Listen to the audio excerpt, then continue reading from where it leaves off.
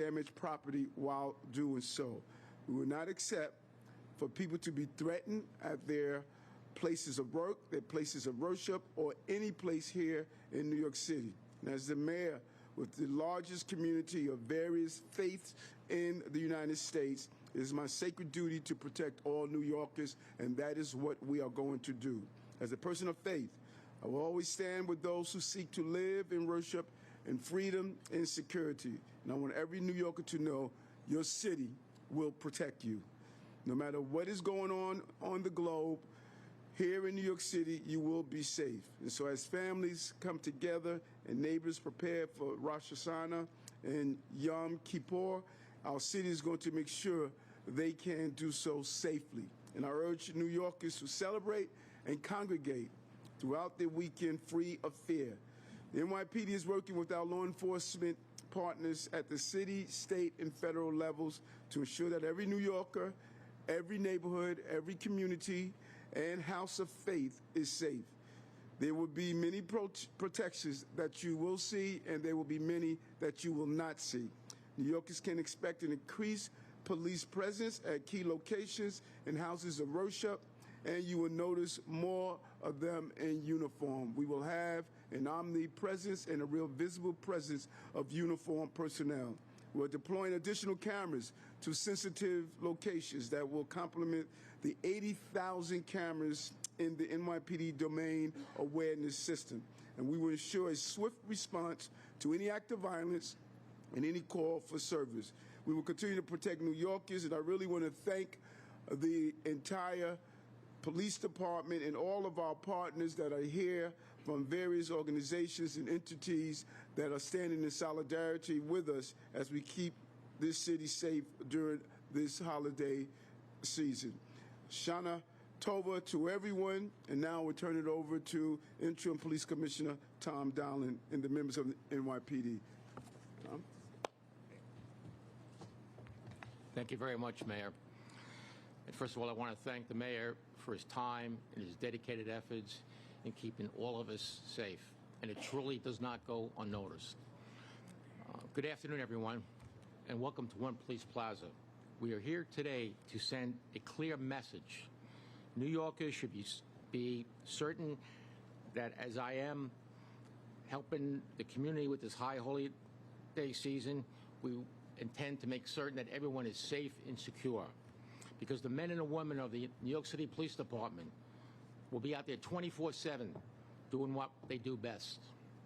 Throughout the year, we have been working on a security plan with direct input from our Jewish community. That's so important. This doesn't start weeks before. This is a plan that's been in the making for over a year. We've been communicating with the public every step of the way, and that dialogue will continue over the next few weeks. That's how we plan to succeed, because it was formulated in collaboration with all our different partners. And that's the key, working with one another, which is so, so important. It is a true partnership between the police and the public with one shared goal, keeping people safe and confident in the NYPD. So as we celebrate the high holy days in neighborhoods across the city, and we approach the one-year anniversary of the October 7th terrorist attack in Israel, we understand how meaningful the next few weeks and important will be to the safety and security of our Jewish community. This time of year is about unity, working with each other, sharing information, and every individual has the right to freely express their religious beliefs without fear. It is the NYPD's responsibility to protect that right, and that's exactly what we will do. This includes the right to peacefully protest, but remember, the NYPD will not tolerate violence, property damage, or anything that impedes emergency services to help people in need. Hate in any form has no place in our city, and our officers will respond accordingly. And they have the full confidence and the backing of myself and the mayor. Finally, to anyone who is worried about the next few weeks, remember, nobody is better prepared for these situations than the NYPD. We have the historical knowledge, the expertise, and the best leadership team in law enforcement. Many of those executives are here today, including the Deputy Commissioner of our Intelligence Counterterrorism branch, Rebecca Weiner, with whom you will hear from a bit later. She's been working around the clock with New Yorkers, and we are very fortunate to have her on our team. I've worked very closely with Rebecca since I arrived here in the counterterrorism and counter-intel program. I can tell you, she's extremely knowledgeable, and you are in safe hands with her ability to reactive and proactively approach counterterrorism and counterintelligence matters. So I want to thank them and all the men and women of the NYPD who meet every challenge on a daily basis and will always be there in a professional manner. It's the most important job there is, and nobody does it better than the NYPD. And as we continue today's program, I wish you all a safe, healthy, and happy New Year. And now I will turn it over to a Deputy Commissioner of Intelligence and Counterterrorism, Rebecca Weiner. Thank you. Thank you, Mr. Mayor. Thank you, Commissioner. So good afternoon. I want to start off by acknowledging that it's been an incredibly challenging year around the world since last year's High Holy Days, and particularly since Hamas's attack on October 7th and the ensuing conflict which is engulfing the Middle East at the moment. Tensions, as we know, have been high and rising, and polarization has run quite deep. October 7th and its aftermath have had a profound effect on the terrorism ecosystem, perhaps a generational one, galvanizing foreign terrorist organizations and their supporters across the ideological spectrum and around the world. Al-Qaeda, ISIS, Hamas, Hezbollah, IRGC, the far right, the far left, you name it. And just 3 weeks ago, a Canadian ISIS supporter was arrested 12 miles north of the U.S.-Canada border, and as alleged in the indictment against him, he was planning to conduct what would have been a horrific attack against a synagogue in Brooklyn to kill as many Jews as possible, coinciding with October 7th. But thanks to the excellent work by officers assigned to the Joint Terrorism Task Force, FBI, working with Canadian partners, his plans were thwarted from inception, and this is exactly what all these counterterrorism resources are meant to do: identify, mitigate a threat before it materializes on our streets. And over the last 2 weeks, as leaders of Hezbollah and the IRGC have been maimed and killed overseas, as Iran and its proxies, not just Hamas and Hezbollah, but the Houthis in Yemen, have retaliated with missile strikes and drones, as blood has been shed all over the region, the already heightened threat environment that we've been talking about for the last year has ratcheted up even further. And we here at the NYPD continue in coordination with all of our partners to track this very closely, focusing in particular on all of the implications of that here in the city. And so while the prospect for a peaceful new year is unfortunately elusive in many parts of the world, we are deeply grateful that that's not at all true of New York City. In a time of violence and turmoil around the world, we are here to assure you that New York City remains a very safe place for all. Our department has done tremendous work, again, in coordination with federal, state, local, international, private sector partners and the public to keep the city safe during a very complicated and tumultuous time. And we're going to continue to do so, not just through the next coming days, but until the rest of the world can calm itself down. And I'm going to talk a little bit about some of the enhanced patrols that you're going to be seeing over the next few days around the city. The security overlay for this year's High Holy Days has been developed in close coordination with leadership from each patrol borough and every precinct, keeping resources responsive and tailored to each community's needs and concerns. And as usual, and the mayor mentioned this, there will be security measures you see and others you won't. There will be enhanced patrols in the vicinity of houses of worship of all denominations, including synagogues, as well as other locations based on intelligence. You'll see deployments of our highly trained heavy weapons teams, like our Critical Response Command, in all 5 boroughs, again, deployed based on intel, where they need to go. Throughout the city, K-9 teams will be sweeping sensitive locations each day. And our aviation units we'll be increasing aerial patrols. We just graduated last week 21 new K-9s, rookie officers who are going to be helping out just as they did during the UN General Assembly. And behind the scenes, members of the NYPD's Intelligence Division and officers assigned to the JTTF will be monitoring leads both on and offline to identify threats that may emerge. Our Joint Operations Center, where we are standing right now, has been activated, and it's going to remain open through Yom Kippur, ensuring that we can share information in real time and move resources exactly where they need to go.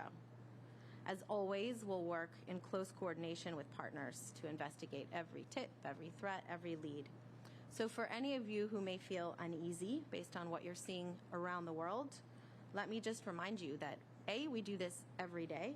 We've been doing this for the past 2 decades and with real sustained intensity over the past year. And just days ago, we completed a highly successful deployment during the UN General Assembly. Over 200 countries represented, over 150 world leaders, some of whom hail from warring countries here in the close proximity of New York City, all went off without a hitch. This is particularly complicated at this moment in time in 2024, with widely dispersed pockets of instability around the globe. So we remain on high alert. We remain responsive to the threat environment, but we do this work very well, and we do it all the time. And this should not be a time of fear, but it is, as always we say this, a time for vigilance. We're going to be vigilant, and we ask that you do the same. If you see something, say something. You know your neighborhoods, you know the places where you work, where you worship, and if you see something concerning, please report it so that we can investigate. You can tell a police officer, you can call 911, or our counterterrorism hotline, 1-888-NYC-SAFE. Most importantly, we want to wish everyone a healthy, happy, and safe holiday season. Shana Tova. I will turn it over to Mr. Eric Goldstein of UGA. Thank you. I first want to express our enormous gratitude to Mayor Adams for his strong and long-standing support of the New York Jewish community, the largest Jewish community in the world outside of Israel. Thanks to the mayor's efforts, the efforts of his team, the efforts of Commissioner Donlin and NYPD, each day the Jewish community of New York does all the things it does in Jewish spaces, feeling comfortable and confident that they can do so. Particularly now, as the high holidays begin, and particularly given the events in Israel, it's critically important for our community to feel safe and secure. And therefore, we're incredibly thankful to the mayor, to the commissioner, NYPD, for all of the efforts to deploy additional resources that will provide that level of comfort now. And as you've heard, this coming Monday, October 7, marks exactly 1 year since the brutal massacre of over 1,200 Israelis, the largest number of killings of Jews in a single day since the Holocaust.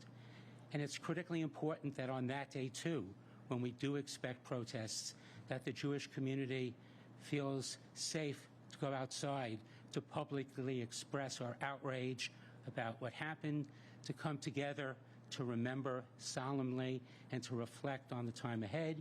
And hopefully it's a moment for the entire city to come together, recognizing the importance of striking out anti-Semitism and hate in all its forms, and coming together as an extraordinary New York community. So again, thank you to Mayor Adams, to NYPD, to Commissioner Donlin. We're incredibly grateful for all of your efforts. And Shana Tova, it should be a happy, healthy, better year ahead for our entire community. All right, next we want to introduce Devorah Haverstein, the director and founder of the Jewish Children's Museum and a member of our Hate Crimes Review Panel. Good afternoon. Thank you all for being here. While my chicken soup is boiling and my roast is in the oven, I had to run here because how significant and this day means to the Jewish community and the Jewish people and myself in particular. I'm here to stand together with my brothers and sisters, and I want to echo what Eric Goldstein had just said. But in addition to that, I will want to say very clearly now that the line is blurred between the Jews in New York City and the Jews in Israel. And sadly, the anti-Semitism that is going on, has gone on the last year, is unprecedented. And the message to Iran and its proxies are as follows. You've tried to disrupt our holidays over many, many decades and over history. We will not capitulate. We will survive, as we always have, and we will celebrate our holiday while all this is going on. But at the same time, this holiday is also called Yom HaZikaron, which indicates a day of remembrance. So while we're in the synagogue praying all day, and it is a somber holiday because we plead before the Almighty that we have a good year ahead of us, we also need to remember that there are hostages that are suffering in tunnels underground, not eating roasts and not having food to eat, and probably are emaciated and being tortured. I am a mother who buried my son. I know what that feels like. At the same time, we are in New York City. And I need to say that all week long and in the last 2 weeks, I've been working hand in hand with the amazing NYPD. Amazing. There is nobody like this law enforcement body in the world. Their commitment to civilians, their commitment to the people, their commitment to keeping this city safe. Commissioner Donlin, Chief Madry, and everybody else behind me, I want to thank you. I cannot thank you enough because, yes, we need you. You're our right hand, you're our left hand. You have your eyes and your ears on us, and everybody is praying for the safety of everybody in the city. Having said that, I will say we could not have done this without our mayor, who has been the strongest supporter of the Jewish community following October 7th. He didn't wait or pause for 1 second when he jumped forward and he stood by the Jewish community with such outrage, as every human being in this world needs to stand up and say, this should not be happening in the world we live in today. Anyway, with that, I will end and say I wish you all, Jews and non-Jews alike, since this week is the anniversary of God's creation of the world. So it talks about all humanity, all people, that we have a happy and a healthy and a sweet and a good new year for all people. And peace will reign ultimately. Thank you. All right, so we're going to take some on-topic questions. Commissioner Nieves will go right down the line. Call us to start right from left, and let's just go right down the line.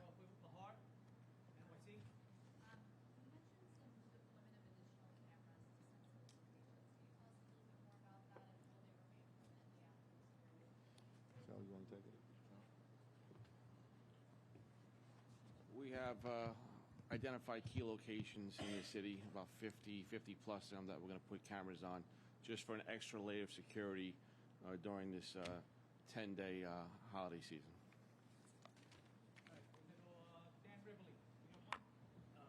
Mr. Mayor, and for the Police Commissioner Donlin, please address for our viewers who need this plan you're presenting here to go off really well. They're have a lot of tension. Please tell them why that you are getting everything you need from your federal partners in terms of personnel, in terms of information and resources, in spite of the indictment on federal charges, the investigation into the some NYPD officials. Convince our viewers that you're getting what you need from them. Yeah, and the commissioner don't need to answer. I will answer. This organization is a professional organization. No matter what happens in the city at any particular time to any individuals, the operation continues. I served in this department. I know how professional they are, and we are going to keep New York safe. And New Yorkers know that. We watch how we continue to decrease crime during normal settings, how we handled thousands of protesters since October 7th, how we continue to handle the UNGA that just was in our city, the UN General Assembly, one of the most important operations where world leaders were here. So all I can say to you and every New Yorker, we got this. Mac Rosenberg. Has the department maybe changed or taken a look at what went on with the protests in the last year and maybe changed its strategy or learned anything from it? Let Rebecca take that. Rebecca? Yeah, I'll answer. Good afternoon. Every day we learn. Well, we've addressed over 4,000 protests since October 7th, 2023. And every time we've dealt with a protest, we always do our little after-action reviews, and we understand what we did and what we can do better. One thing we want everyone to know is that we support their right to express their First Amendment and lift their voices. But again, we will not tolerate any criminal activity, no destruction of property, no harming innocent people. Things of that nature will not be tolerated. So yes, we've learned a lot. Every day we're making adjustments to do better, and we will be ready this holiday season. Tony DiStefano, Newsday. Commissioner Weiner, given the events in the last 2 weeks in the Mideast, taking out various leaders, fighting, have you picked up any indication of intelligence chatter that indicates that there's some aspiration of targeting perhaps New York City at all? So we always look very carefully at history to give us a sense of what we might expect going forward. So clearly tracking any leads investigations, right, that we do in conjunction with federal partners. And, you know, we do maintain that there are not any specific or credible threats to this specific event right now, but in the threat environment that we're confronted with, we have obviously a lot going on. We have a history in this city of incidents involving Hezbollah's external security organization. 3 individuals were indicted between 2017 and 2019 that we can look to say how would Hezbollah potentially have a nexus to New York City. And then there's always the lone actor threat, which has been the predominant threat facing this city since 9/11, of over 60 plots and attacks disrupted and successful against the city. 2/3 of them have come from lone actors. And this is, again, across the ideological spectrum. So individuals motivated by affinity toward IRGC or Hezbollah, just as much as we have with ISIS. There was an incident 2 years ago targeting Salman Rushdie, the author Salman Rushdie, by an individual from New Jersey and Chautauqua. So we look at all of these instances past, especially those in New York City, and we think about what do we need to do to protect against these scenarios. That's what we do all the time. And right now, as you mentioned, there's a lot going on internationally. Carlos? Has a price tag been calculated for this operation, and how much resources city coffers or federal money? Yeah, we say this every year. After the operation, we take a look at what the overtime is that we use, how many resources that we use, but we always do that post the operation. But we always get reimbursed by our federal partners, and our budget people will take care of that. Yes. Reassure New Yorkers, despite seemingly adding security over the next 2 weeks, how can you reassure them that they can celebrate these holidays without fear? We have consistently carried out that action, and I think that Commissioner Shepard made it clear. We've had close to 4,000 protests. Some of them were disruptive. Some of them were to take real police action. All of this is in the midst of having major events that occur in the city, like UNGA. I don't know if people realize the security nightmare that UNGA presents when you have so many world leaders who are here. This is what this department does. I think Devorah Haberstein stated, no one does it like us. Now, Commissioner Weiner really pointed out one of the biggest fears you could have is a lone wolf. There's no getting around that. We have to do a combination of intelligence, a combination of just see something, say something, and most importantly, do something, notify someone. And we are going to do our job with the partnership of state and federal partners and the public. And so we do it well here in the city, and we're going to do it well now to make sure that New Yorkers are safe during this season, all New Yorkers. Because when you have a terrorist action, when you have someone that does something that's extremely dangerous, it impacts all of us. And we're going to be identifying the houses of worship.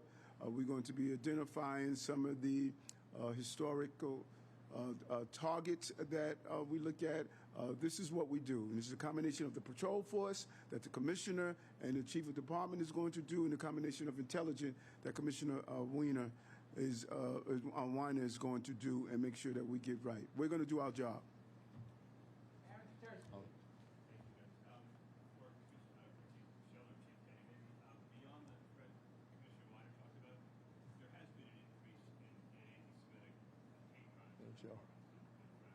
Joe.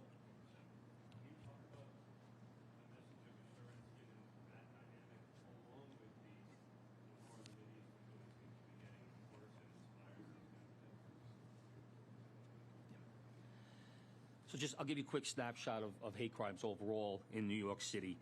So far this year, we've had 493 incidents that were deemed to be a hate crime in 2024. This compares to 381 incidents that took place last year. That's a total increase of 112 crimes. That's an increase of 29%. Only 70 of those crimes have deemed to be 7 majors, meaning that they were felony that gets tracked through our CompStat process. That only accounts for 14% of all hate crimes being a 7 major crime. Hate crimes against the Jewish community makes up 56% of all hate crimes reported so far this year. That's 275 incidents versus 157 last year. That's an increase of 118 crimes. Of those 118 crimes, 118 of them happen to be swastika motivated, compared to 86 last year. Similar to what we're seeing overall in our reporting, that hate crimes involving aggravated harassment encompass 157 crimes. What do I mean by aggravated harassment? Meaning somebody was pushed on the street, somebody was spit on, somebody received a hateful email or a hateful letter in the mail. There have only been 22 major crimes against the Jewish community this year. In response to this, we've increased our staffing in the NYPD Hate Crimes Task Force, and that team has investigated and made arrests on over 300 incidents so far this year. We're going to continue to work with our federal partners and with our district attorney's office, and obviously our goal is to bring justice to all these victims. I also want to point out that what we are witnessing is an increase in hate. Our Muslim brothers and sisters we're seeing an increase in Islamophobia. We're seeing an increase in these other areas. And so while we're going to ensure the safety of our Jewish constituents here in the city, we have an obligation to ensure the safety of all New Yorkers. And there's no room for hate, as Devorah Haberstein stated. There's no room for hate in the city.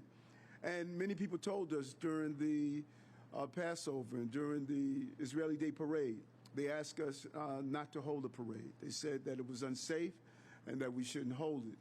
And we made it clear, this city is not going to surrender to fear, it's not going to surrender to hate, and it's not going to surrender to violence. We held that parade, and we had a safe Passover, and during the parade, where families were able to celebrate their heritage, you saw how the New York City Police Department had the capability of doing the job, and we're saying that now. We will never surrender to fear and hate in this city. That is not going to happen, and you're going to be able to celebrate your heritage no matter what it is in the city of New York, one of the most diverse cities on the globe. Thank you. Any other questions? Down here? Good. All right, thank you, everybody. Which way am I going for? Yeah. Want to hang back for a second before we go? Which way are we going for? Thank you. Oh.